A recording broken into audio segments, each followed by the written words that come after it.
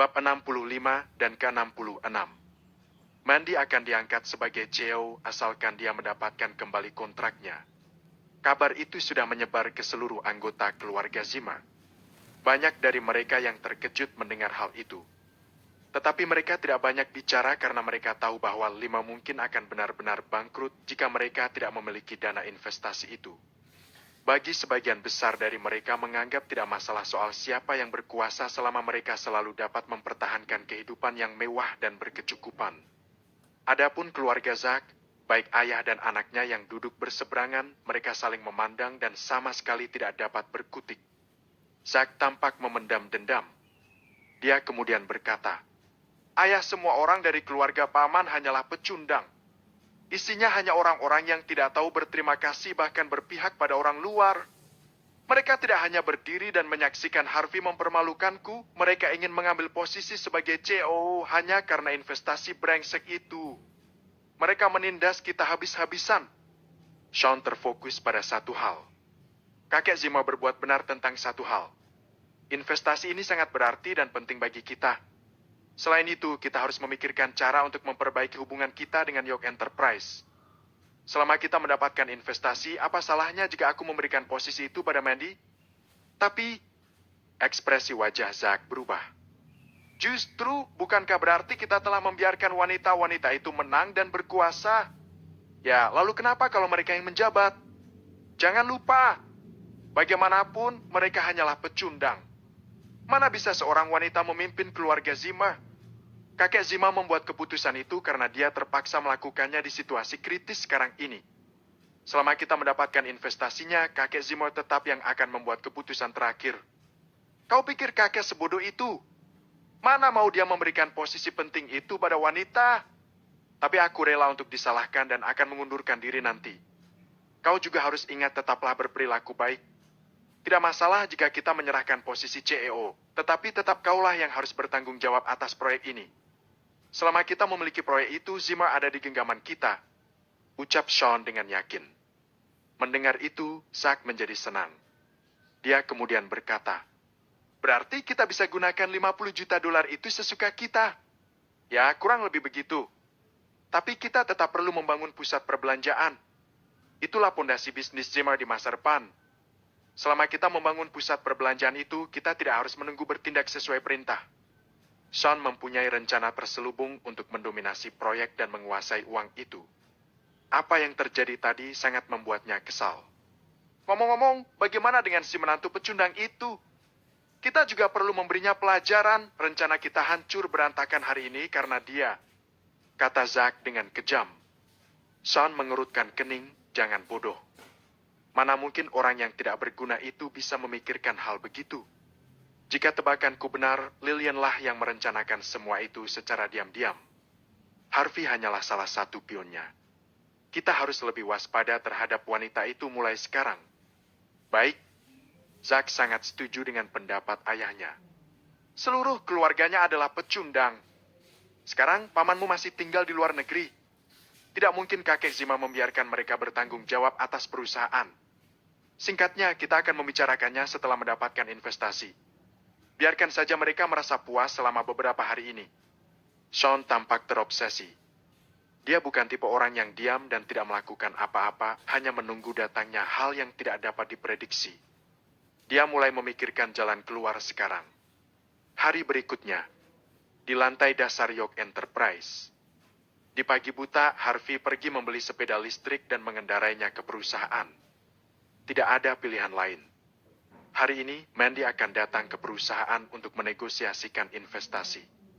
Jika dia mengendarai Porsche ke sana, identitas dan statusnya mungkin akan terungkap. Saat dia memarkirkan sepeda listriknya di tempat parkir eksklusif untuk CEO, dia mendengar suara yang familiar dari belakangnya.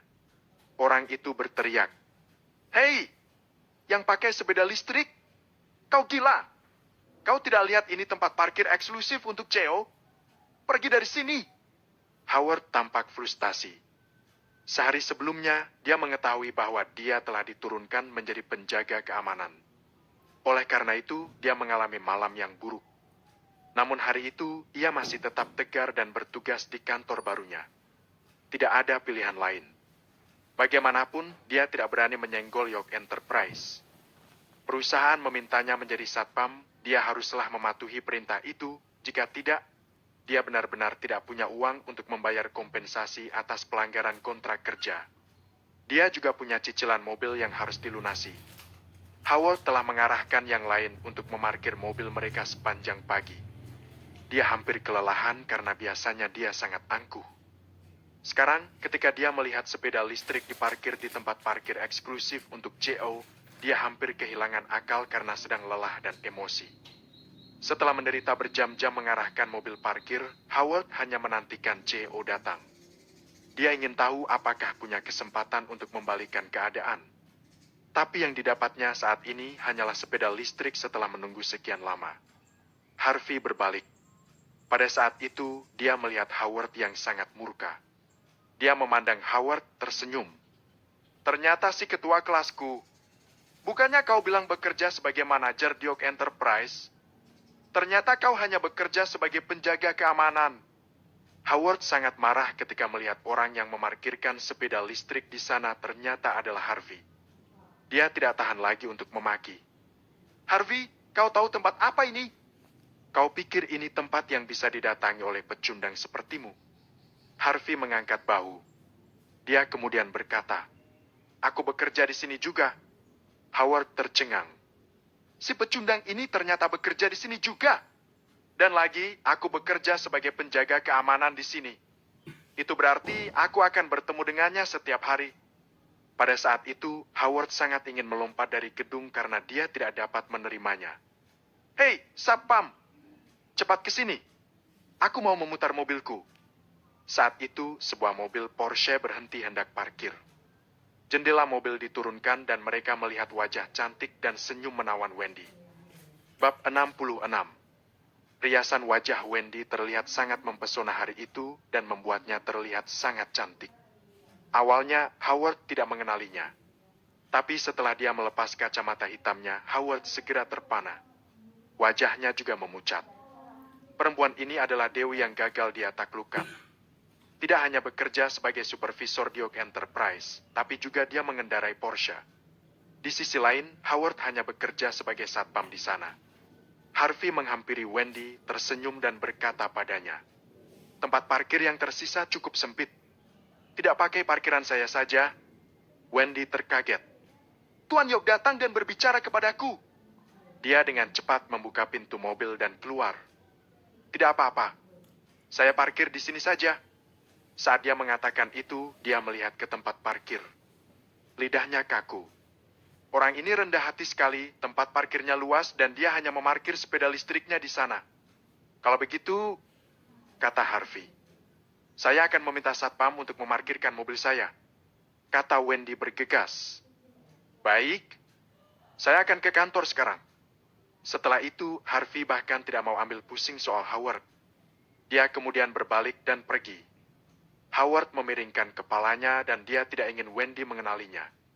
Wendy tidak terlalu peduli, dia kemudian menyerahkan kuncinya. "Setelah kau memarkirkan mobilku, taruh saja kuncinya di meja depan lalu." Sebelum dia menyelesaikan kalimatnya, dia menunjukkan ekspresi aneh di wajahnya. Dia kemudian ragu-ragu dan berkata, "Howard, kenapa kau jadi penjaga keamanan di perusahaan ini?" Howard salah tingkah dan panik. Dia kemudian berkata, "Terlalu panjang untuk diceritakan, sudah banyak hal yang telah terjadi." "Oh ya," Wendy tidak terlalu menanggapi. Lagi pula, dia tidak peduli pada Howard. "Ngomong-ngomong, kepala keamanan sebelumnya dipecat oleh CEO beberapa hari yang lalu. Kerja yang benar. Mungkin CEO akan mempromosikan dan menaikkan gajimu." Howard memang tidak bisa berkata-kata apa maksudnya kerja yang benar. Memangnya aku mau jadi satpam selamanya? Dia menjadi kesal. Setelah membantu Wendy memarkirkan mobilnya dengan benar, dia ingin pergi dan memindahkan sepeda listrik Harvey. Tiba-tiba sesuatu terlintas di benaknya. Sungguh aneh. Ini adalah tempat parkir eksklusif untuk CEO. Walaupun aku tidak tahu kenapa Harvey bisa bekerja di York Enterprise. Jika CEO mengetahui bahwa tempat parkirnya telah diambil oleh pecundang itu, mungkin Harvey akan kehilangan pekerjaannya. Howard menjadi sedikit lebih tenang sekarang. Saat ini, harapan satu-satunya adalah Harvey menderita dengan cara yang jauh lebih menyedihkan daripada dirinya. Di kantor CEO, Harvey telah melupakan orang seperti Howard sejak lama. Bagaimanapun, Howard bukan siapa-siapa. Kemudian, Wendy memasuki kantor dengan gugup. Dia kemudian berkata, "Tuan Yo, aku ingin kau pergi dan menangani sesuatu," kata Harvey. "Salah satu Zimmer akan datang hari ini untuk menegosiasikan investasi lagi. Kau yang bertanggung jawab atas proyek ini. Tetapi kau harus berhati-hati pada detailnya dan tolong susun kontraknya agar lebih jelas dan rinci. Aku ingin memastikan, jika Zimmer mengganti penanggung jawabnya lagi, seperti yang mereka lakukan pada waktu lalu, mereka perlu memberi kompensasi yaitu dengan sebidang tanah itu." Wendy kaget. Dia kemudian berkata, "Tuan Yo, bukankah ini seperti jebakan?" Harvey berkata dengan tenang, "Siapa bilang itu jebakan? Jika Zimmers tahu cara menghormati kita dan jika mereka tidak mengubah penanggung jawab sejak awal dan menjalankan proyek dengan baik, dengan senang hati, aku akan berinvestasi. Bagaimanapun, ini adalah aset yang luar biasa. Ya, hanya jika mereka masih ingin melakukan beberapa tipuan lagi kepada kita. Kita akan serang balik rencana dan trik mereka. Kita tidak bisa bersikap baik lagi. Perusahaan ini adalah perusahaan elit yang berurusan dengan banyak bisnis besar. Benar-benar tidak perlu membuang banyak waktu dan energi demi uang yang sedikit itu. Mengerti? Kalau begitu penanggung jawab dari Zimmer adalah," kata Wendy dengan lembut.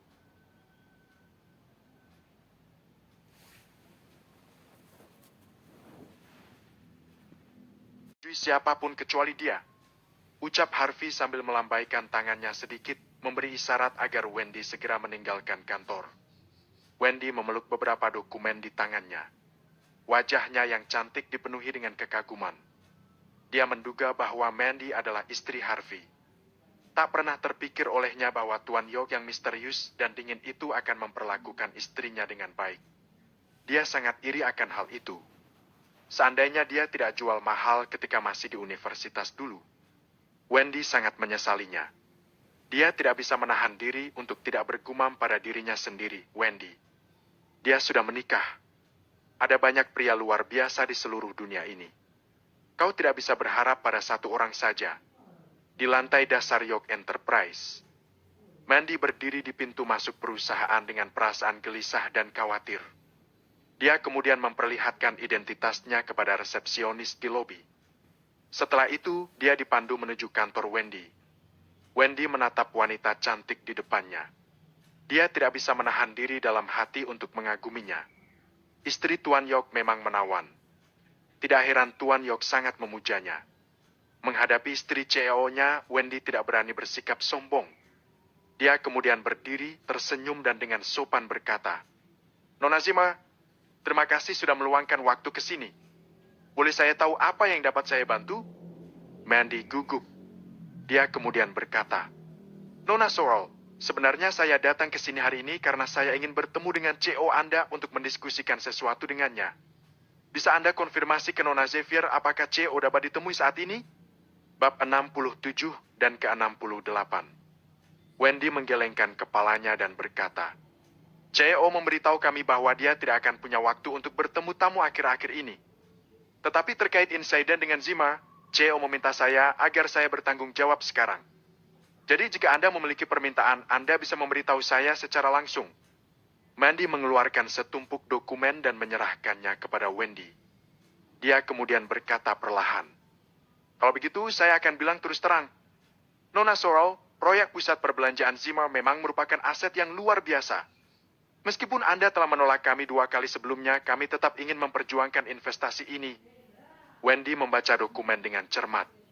Dia kemudian tersenyum lembut dan berkata, "Nona Zimmer, karena Anda datang ke sini secara pribadi, saya tidak akan mempersulit.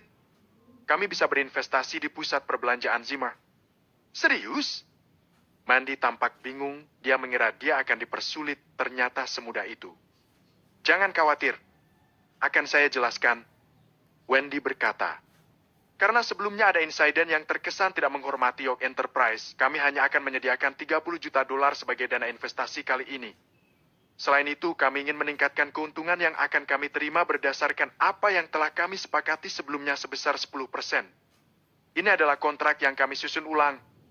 Anda dapat membawanya pulang untuk dibaca dan dipelajari terlebih dahulu. Jika tidak ada masalah, tanda tangani saja dan kirimkan kembali kepada kami. Tentu saja jika Zima merasa keberatan, Anda dapat memilih untuk tidak bekerja sama dengan kami. Bagaimanapun, York Enterprise tidak membutuhkan proyek ini. Mandy membaca kontrak dengan seksama. Tetapi dia menemukan bahwa kondisi yang diuraikan dalam kontrak pada saat ini jauh lebih tegas dan mendetail daripada yang dia bawa pulang beberapa hari yang lalu. Zima adalah orang-orang yang akan mendapatkan sebagian besar keuntungan dalam kontrak sebelumnya. Tapi kali ini berbeda. Zima tidak akan mendapatkan banyak keuntungan dan mereka bahkan mungkin akan mengalami kerugian kecil. Namun, Mandy tidak berani berkomentar banyak. Dia anggap cukup beruntung karena mereka bisa mendapatkan kontrak dengan York Enterprise lagi. Wendy kembali mengingatkan, Nona Zima, silahkan bawa saja kontrak itu ke rumah untuk berdiskusi dengan keluargamu terlebih dahulu. Gunakan waktu sebaik-baiknya. Di kantor Cheo, Harvey masih suka membeli kaos putih dari kios-kios yang didirikan di pinggir jalan. Kaos macam itu sangat sederhana dan santai. Dia juga merasa cukup nyaman mengenakan pakaian itu. York Enterprise adalah gedung tertinggi di seluruh kawasan bisnis di Newmhi. Dari lantai paling atas, dia dapat menikmati seluruh pemandangan Newmhi. Harvey berdiri memandangi jendela dan merenung. Lalu berkata dengan tenang, sebenarnya bagi banyak orang, mereka akan merasa sangat puas jika bisa ada di posisi seperti ini, benar bukan? Berdiri tidak jauh di belakangnya, Evan tersenyum tipis dan berkata, tapi bagi Tuan York, tempat ini biasa saja. Bagaimana Anda bisa tetap rendah hati, padahal Anda cukup berkuasa? Berkuasa? Harvey tertawa. Aku hanya pewaris Yorks dari South Light yang dibuang. Jika bukan karena uang yang aku miliki, menurutmu York akan menerimaku lagi? Apa adikku akan menerimaku? Tidak. Mereka hanya menerimaku karena uang yang aku miliki. Tapi itu hakmu, kata Van lembut. Pada saat yang sama, dia dipenuhi dengan kekaguman. Meskipun Tuan York telah menderita selama 3 tahun, dia tidak pernah menyangka akan mengalami hidup melarat. Sekarang saatnya untuk bangkit kembali. Keluarga York cukup takut padanya meskipun mereka adalah keluarga dengan status yang tinggi. Selama ini, tidak seorang pun dari York yang berani datang dan mencampuri urusan York Enterprise. Dari situlah terlihat jelas kekuasaannya.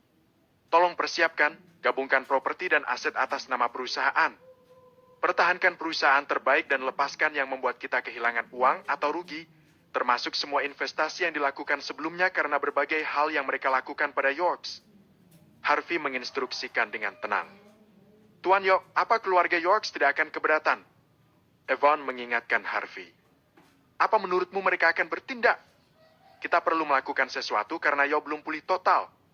Jika kita tidak melakukannya sekarang, kita tidak akan memiliki kesempatan seperti ini lagi di masa depan. Evan, aku mempercayaimu. Aku beri waktu 1 bulan. Aku berharap setelah sebulan, aku adalah satu-satunya orang yang dapat membuat keputusan di sini dan hanya aku yang membuat keputusan di perusahaan ini. Harvey berkata dengan lembut. Evan tercengang. Dia tidak pernah menyangka bahwa Harvey adalah pria yang sangat bertindak cepat. Selain itu, dia ingin mengganti orang-orang yang sebelumnya telah ditempatkan Yorks di posisi penting di York Enterprise. Tapi Yorks, mereka tidak akan berani melakukan apapun untuk saat ini. Harvey tersenyum dan dia tidak ingin terlalu memikirkan hal itu. Dia kemudian menatap ke arah pusat perbelanjaan yang telah ditandai oleh Zima. Bagaimana terkait investasi ini? Nona Sorrel telah memberikan kontrak kepada Nyonya untuk dibawa pulang. Tetapi isi dan kesepakatan dalam kontrak kali ini lebih mendetail. Zima mungkin tidak setuju dengan itu, kata Van.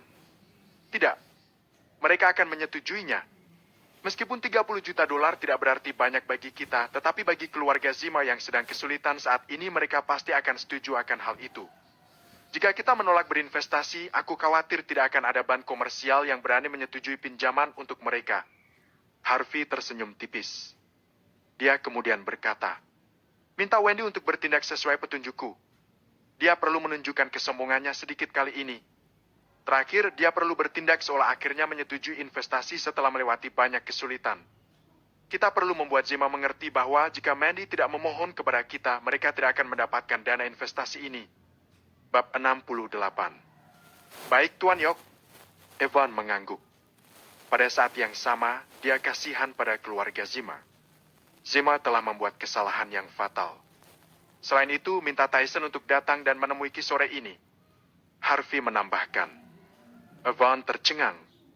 Tyson adalah seorang gangster di Nyumhi yang kehidupannya cukup sukses dengan melakukan itu. Dia tidak pernah memiliki kontak apapun dengan York's Enterprise. Mengapa Cheo minta dia untuk datang? Harvey berbicara lagi. Yvonne nampak termenung. Tapi dia masih mengangguk dengan hormat sebelum meninggalkan kantor. Bagaimanapun, setiap perintah Harvey harus dipatuhi dan dijalani apapun yang terjadi. Dia hanya perlu memenuhi tugasnya tanpa perlu menanyakan alasannya. Tyson datang.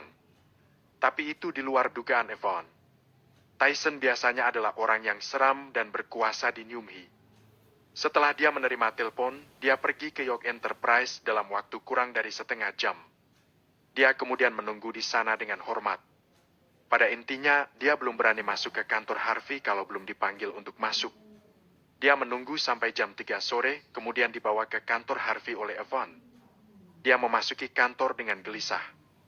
Ketika dia melihat Harvey, dia meletakkan tangannya di samping bahkan tidak berani mengangkat kepalanya. Setelah itu, Harvey melambaikan tangannya ke Yvonne, memberi isyarat agar dia pergi. Dia berkata dengan tenang, "Duduk saja, kita kan teman. Masih saja bersikap begitu. Kalau nanti dilihat anak buahmu saat kau begini, bagaimana kau mau memimpin nanti?" Harvey meledek Tyson sambil menuangkan segelas air untuknya. "Tuan York, tentu aku tidak bisa menganggapmu teman. Aku hanya bawahanmu." Tyson menyeka keringat dinginnya. Dia kemudian memegang segelas air dengan kedua tangannya dan berkata, "Mengenai apa yang terjadi di Zimmer tempo hari, aku tidak bermaksud jika aku tahu itu kau." Tyson sangat ingin mencekik Don sampai mati jika mengingat hal itu lagi. Selama beberapa hari terakhir, dia tidak menerima kabar dari Harvey yang membuatnya sangat khawatir. Dia hanya menghela nafas lega saat menerima panggilan telepon dari Yvonne pagi itu. Harvey duduk di kursinya dan berkata dengan lembut, "Tenang, saudaraku. Soal itu aku sama sekali tidak memikirkannya. Tapi satu hal yang membuatku kecewa padamu, Tyson. Kau sudah tinggal di Nyumhi selama bertahun-tahun. Kenapa kau tetap mau menjadi preman dan diperintah untuk memukuli orang?" Keringat dingin Tyson bercucuran. "Tuan York, sumpah baru kali itu aku melakukannya. Biasanya aku selalu menyuruh anak buahku, hanya saat itu saja aku turun tangan." Harvey menjawab dengan tenang, "Aku tidak peduli. Kali ini sudah waktunya untuk menggunakan kecerdasan kita, bukan baku hantam. Jika kita hanya tahu cara berkelahi untuk menangani sesuatu, pasti akan timbul masalah baru. Mengerti tidak?" Tyson segera mengangguk. "Tuan York, itu benar, aku akan mengingat saranmu." "Silahkan duduk," kata Harvey dengan tenang. "Aku ingin kau menangani sesuatu." "Tentu, Tuan York, aku siap melaksanakannya." Tyson menunjukkan hormatnya. Jika Tuan York meminta saya melakukan sesuatu untuknya, itu berarti dia sudah tidak marah, pikirnya. Selama beberapa hari ini, perusahaan York akan menyingkirkan beberapa aset yang tidak begitu menguntungkan. Aku sadar bahwa orang yang memiliki aset tersebut bukanlah orang baik. Aku harap orang-orang ini tidak mencoba melawanku selama proses ini. Sebaiknya semuanya dilakukan dengan lancar. Dengan begitu, semua orang senang, kata Harvey dengan tenang. "Baik, aku mengerti. Aku jamin tidak ada yang akan mencoba membuat kekacauan soal itu." Tyson mengangguk penuh semangat. Jika dia tidak bisa mengurus urusan sepele seperti ini, jangan harap bisa bertahan hidup sebagai gangster sejati. "Ada satu hal lagi. Aku dengar belakangan ini beberapa orang mencoba membuat onar di pusat perbelanjaan milik Zima. Apa itu benar?" Harvey melanjutkan.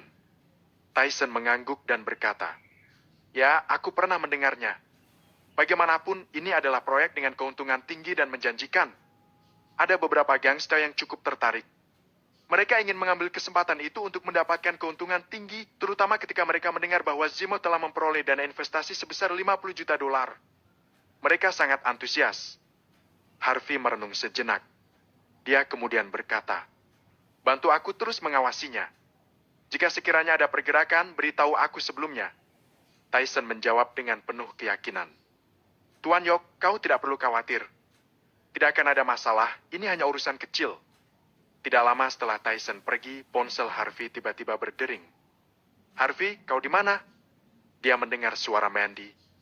Harvey melihat jam tangannya dan berkata, "Sebentar lagi aku pulang. Kalau begitu, temani aku belanja ya." Sepertinya Mandy ragu-ragu sejenak sebelum dia mengatakan itu. Harvey menjatuhkan dokumen di tangannya ke atas meja dengan tiba-tiba. Dia sungguh tidak percaya. Mereka telah menikah selama 3 tahun dan itu adalah pertama kalinya Mandy mengajaknya berbelanja. "Baik." Harvey tentu bersemangat. Setelah sekitar 10 menit, Harvey mengendarai sepeda listriknya lewat jalur pejalan kaki. Dia tidak punya banyak waktu untuk mengambil Porsche-nya. Jalur pejalan kaki itu adalah area paling mewah di seluruh Newry. Ada berbagai macam pusat perbelanjaan besar di sekitar jalan itu. Sangat ramai. Setelah Harvey memarkir sepeda listriknya, dia segera melihat Mandy. Di antara kerumunan, dia sangat menawan dan mencolok. Sekilas, orang bisa dengan mudah mengenalinya. Mandy juga melihat sepeda listrik Harvey dan melambaikan tangannya ke Harvey. Mandy mengenakan kaos putih sederhana dengan rok dan sepatu hak tinggi santai. Lekuk tubuhnya sangat sempurna. Tentu pria-pria di sekitar menoleh ke arahnya menatap dengan kagum. Jika mereka memiliki istri seperti itu, mereka akan sangat bahagia dan bahkan mungkin tertawa bahagia dalam tidurnya yang nyenyak.